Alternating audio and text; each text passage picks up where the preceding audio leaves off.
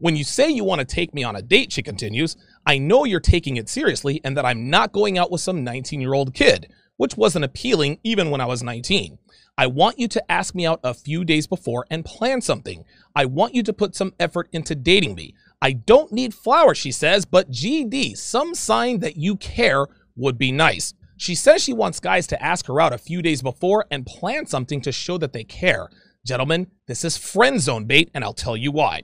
Today's women put men into one of two categories. The first category is the ones that they'll use for all of their non-carnal needs.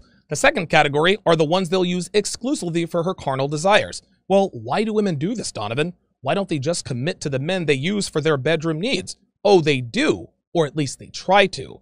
But because men with options tend to exercise those options, meaning they don't commit to a woman until they're damn good and ready and she proves herself over an extended period of time, women know these guys aren't going to take them out. They know these men are not going to give them free rides. They know these men have no interest in helping them move or doing them favors or talking about their feelings for 4 hours on the phone. So to compensate for what she's not getting from the men she's only getting sausage from, she gets them from the men she'd never fool around with. And the telltale sign of a man who is clueless is a man who sets up a date 3 and 4 days after he approached her. And during those 4 days when he's planning a date, she's gobbling bananas, including on the night of the date. Wait a minute, how can this be, Donovan? How could she go on 2 dates on the same night with 2 different men? She's not. She gets a free meal and then she goes on the date. Here's how it works.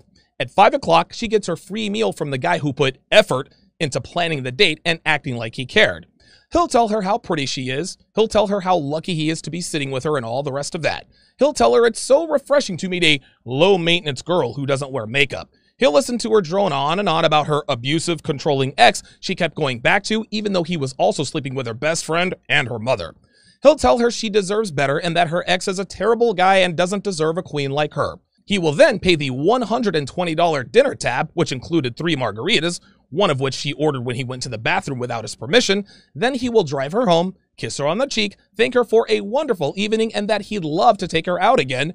And of course, she will accept his offer. Now, when he leaves, she'll go upstairs, she'll shower and shave. She'll put on makeup. She'll wipe off the lip gloss so she can slather on red lipstick. She'll take off her jeans and t-shirt and pour herself into a skirt so short it won't need to come off when the time comes for a little hanky-panky, which she's hoping for.